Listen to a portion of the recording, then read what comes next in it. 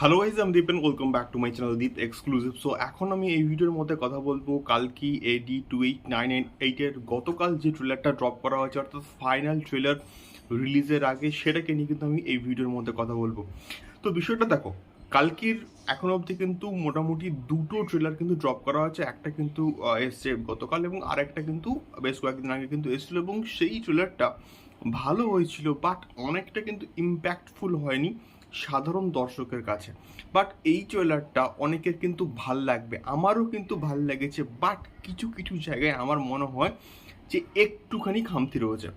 তো প্রথম কথা হচ্ছে, ভিএফএক্সের কাজ তো চরম লেভেলের হয়েছে, মানে টপ নচ হয়েছে, কিন্তু ট্রেলার ওয়ানের সঙ্গে ট্রেলার টু এর আমি ডিফারেন্সিয়েট করবো কীরকম করে। ট্রেলার ওয়ানে এমন কিছু কিছু দৃশ্য দেখানো হয়েছে এবং যা গল্প এখানে বলা হয়েছে যে এখানে দীপিকা হচ্ছে এখানে প্রেগনেন্ট এবং সে এমন একজনকে জন্ম দেবে, অর্থাৎ কালকি, সে কিনা পরবর্তীকালে পুরো দুনিয়াকে কিন্তু হচ্ছে রক্ষা করবে এবং কমল হাসানের যে ক্যারেক্টার তাকে হচ্ছে ধ্বংস করবে, কারণ সে এখানে হচ্ছে ভিলেন, বা আমাদের বাংলার শাশ্বত কাকু সে এখানে কিন্তু এখানে ভিলেন। তো তাকে প্রোটেক্ট করছে কিনা অশ্বত্থামা, না হচ্ছে আমাদের এবি অর্থাৎ অমিতাভ বচ্চন। তো এই যে কনসেপ্টগুলো, এই যে বিষয়পত্রগুলো কিন্তু থ্রিলার ওয়ানের মধ্যেও কিন্তু ছিল এবং এখানেও কিন্তু দেখানো হয়েছে।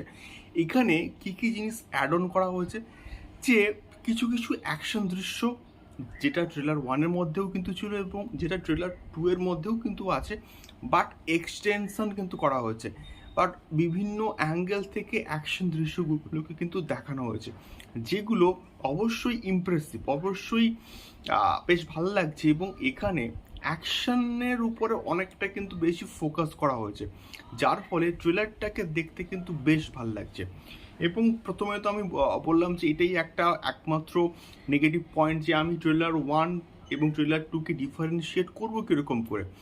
তো একই জিনিস কিন্তু মোটামুটি রাখা হয়েছে, বিভিন্ন অ্যাঙ্গেল থেকে তাকে রিপ্রেজেন্ট করা হয়েছে। এবং অমিতাভ বচ্চনের যে ভয়েস ওভার দিয়ে একদম ট্রেলারটা স্টার্ট হচ্ছে, ওটা কিন্তু বেশ ভালো লাগছে।